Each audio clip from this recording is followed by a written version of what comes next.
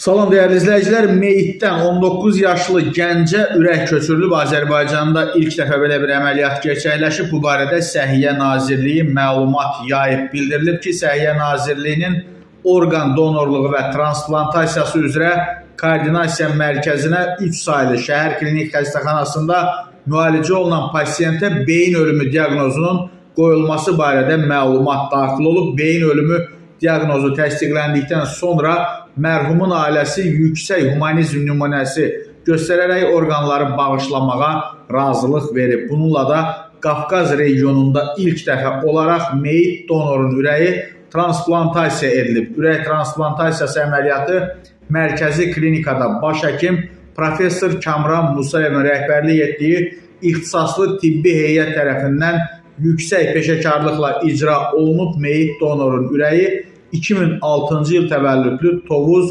rayon sakininə köçürülüb.